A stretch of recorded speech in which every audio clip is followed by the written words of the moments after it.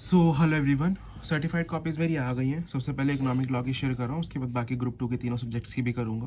तो economic law में as you no 74 marks आए हुए हैं मेरे, और 34 मार्क्स मेरे ऑब्जेक्टिव में आए हैं एमसीक्यू पार्ट में, और 40 मार्क्स बचे हुए डिस्क्रिप्टिव पार्ट में आए हैं।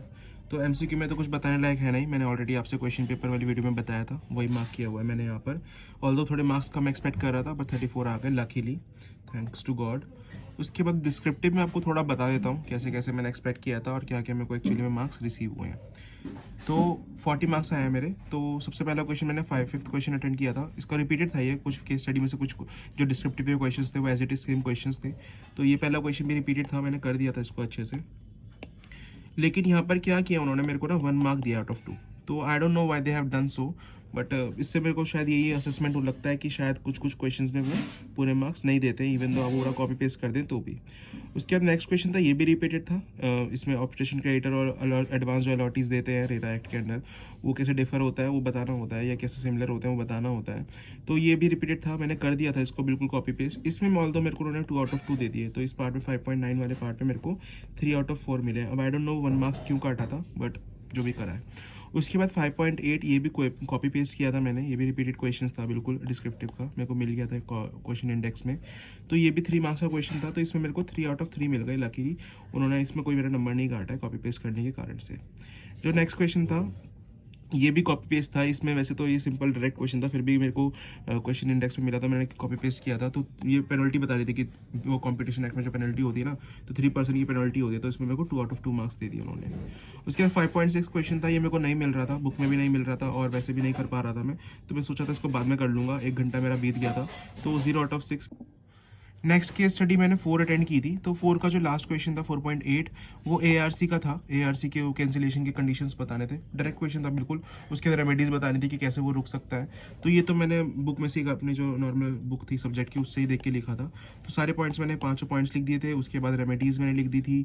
तो यहाँ पर मैंने कोई भी गुंजाइश नहीं छोड़ी थी कि मेरे मार्क्स कट जाएँ, तो इसलिए मेरे को इसमें 5 आउट ऑफ 5 मार्क्स अलॉट हो गए थे, इसमें मेरा एक भी नंबर नहीं कटा। उसके बाद जो नेक्स्ट क्वेश्चन था 4.7, वो भी मैंने कॉपी पेस्ट किया था, कुछ बेनामी ट्रांजैक्शन का था, उसमें पेनल्टीज़ वगैरह का मेंशन था या प्रोसिक्यूशन का मेंशन था, तो ये भी मैंने अच्छे से कर दिया था। तो इस क्वेश्चन में मेरे को आई थिंक थोड़ी कमी रह गई होगी, वैसे मैंने सब कुछ मेंशन किया था, बट यहाँ मेरे को 3 आउट ऑफ 4 मार्क ही मिला है, पूरे मार्क्स नहीं मिले मेरे को यहाँ पर। ऑल दो कॉपी यहाँ मतलब आप देख पा रहे होंगे कि कॉपी पेस्ट करने के कारण भी बहुत जगह ऐसा नहीं है, ये अब इंडिविजुअल जजमेंट के ऊपर है एग्जामिनर के कि वो दे रहा है या नहीं दे रहा है, बट मेरे को आप देख लीजिए बहुत जगह पूरे नंबर मिले हैं, बहुत जगह नंबर नहीं भी मिले हैं। 4.6 जो क्वेश्चन था वो आधा क्वेश्चन रिपीटेड था, आधा नॉन रिपीटेड था।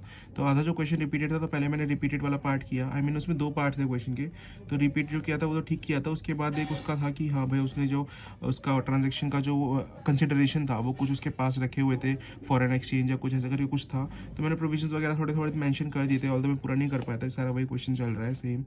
तो लेकिन मेरे को यहाँ पे सिर्फ 4 आउट ऑफ 6 मार्क्स मिले, जिसमें कि मेरे को लगता है कि जो कॉपी पेस्ट किया था उसमें 3 आउट ऑफ 3 दिए होंगे, और जो कॉपी पेस्ट नहीं किया है जो खुद से लिखा था उसमें 1 आउट ऑफ 3, तो यहाँ पे मेरे को 4 आउट ऑफ 6 मिले थे। तो इस वाली केस स्टडी में जो मेरा टोटल बना था वो बना था 12 आउट ऑफ 15। उसके बाद मैंने केस स्टडी अटेंड की थी फर्स्ट, तो first case study as you know बिल्कुल रिपीटेड थी, दिसंबर 21 के या उससे पहले की शायद दिसंबर के अटैम्प्ट की बिल्कुल केस स्टडी पूरी उठाई हुई थी। तो यहाँ पर मैंने ये आंसर बिल्कुल कॉपी पेस्ट कर दिया था, और यहाँ पर मेरी थोड़ी गलती हुई थी, ये जो बैंक के नाम थे ना इस बार बदल दिए थे, लेकिन मैंने बिल्कुल सेम पिछले वाले लिख दिए थे, गलती से चेक नहीं किया था, बट यहाँ पे उन्होंने ओवरलुक कर दिया, एग्जामिनर ने देखा ही नहीं और मेरे को 3 आउट ऑफ 3 मार्क्स दे दिए। ऑल्दो मुझे लगता था कि इसके मेरे नंबर कटेंगे क्योंकि ये रॉन्ग लिखा है मैंने, बट स्टिल उन्होंने करेक्ट कर दिया है। उसके बाद मैंने केस स्टडी जो उसके बाद मैंने नेक्स्ट उसका पार्ट अटेंड किया था, वो भी मैंने कॉपी पेस्ट किया था। ये पूरी केस स्टडी मैंने कॉपी पेस्ट की थी, तो यहाँ पे भी 3 आउट ऑफ 3 दिया था, बट जो उसके नेक्स्ट जो 2 क्वेश्चंस थे उसमें उन्होंने I don't know why number काटे हैं मेरे। पूरा कॉपी पेस्ट किया था मैंने, पूरे पूरे आंसर लिखे थे, ऐसा भी नहीं कोई लाइन मैंने छोड़ी हो, तो इसमें 3 आउट ऑफ 5 या 2 नंबर यहाँ मेरे उन्होंने काट लिए।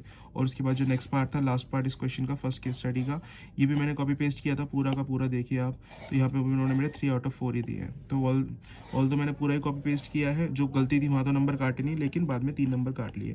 तो इस केस स्टडी में भी उन्होंने मेरे को 12 आउट ऑफ 15 दे दिया।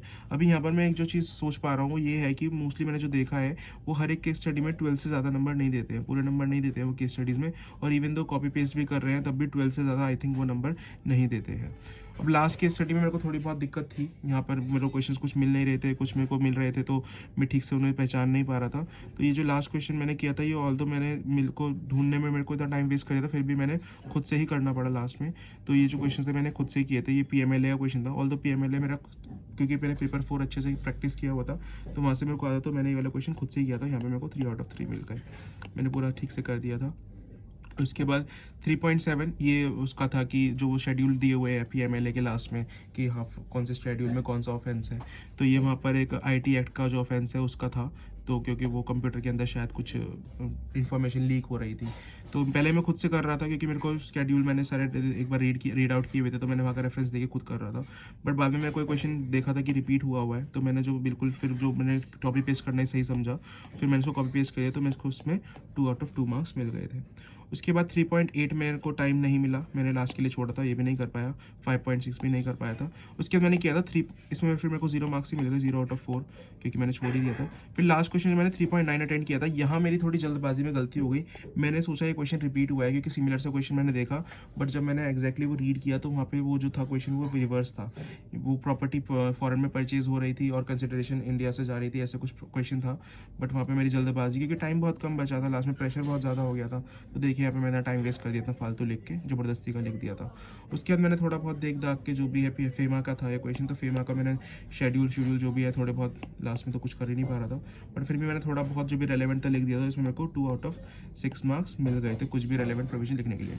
नाउ लास्ट में मैं आपको कंक्लूड करते हुए ये बोलना चाहूँगा, आप देख रहे हैं जो भी कॉपी पेस्ट कर रहे हो कॉपी पेस्ट कर दीजिए। अब वो उनके असेसमेंट पे वो नंबर काटेंगे नहीं काटेंगे, बट अगर कॉपी पेस्ट करने का मौका मिल रहा है तो पूरा कॉपी पेस्ट कीजिए, ज़्यादा अपना टाइम वेस्ट मत कीजिए कि कॉपी पेस्ट करने में भी अपना ज़्यादा दिमाग लगाने की कोई ज़रूरत नहीं है। आप दिमाग उन क्वेश्चंस में लगाइए जो रिपीट नहीं हुए हैं वो, और उसके बाद आपको पूरा खुला लिखना। आप देखिए मैंने जो अपने पेपर है पूरा अच्छे से, मेरी राइटिंग बहुत ख़राब है फिर भी मैं पूरा खुला करके लिखता हूँ, हर क्वेश्चन नए पेज से स्टार्ट करता हूँ, बहुत ही जनरल चीज़ है वो करिए।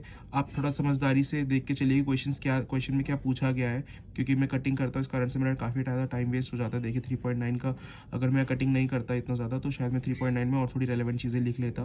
तो मैं तो आपको ये कहूँगा कि आप जब भी एग्ज़ाम में जाए तो अपने शांत मन से देखें कि क्वेश्चन एग्जैक्टली पूछ क्या रहा है, और आप अंडरलाइन वगैरह ज़रूर कीजिए, सेक्शन नंबर का रेफरेंस ज़रूर दीजिए इकोनॉमिक लॉ में, क्योंकि एक तो ओपन बुक एग्जाम है उसमें भी आप अगर सेक्शन नंबर कोट नहीं कर पा रहे हैं तो फिर वो बहुत बैड इंप्रेशन छोड़ता है एग्जामिनर के ऊपर।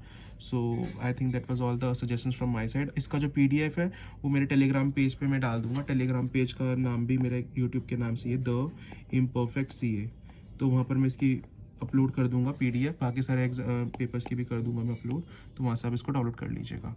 Now that was all from my side, thank you so much for watching.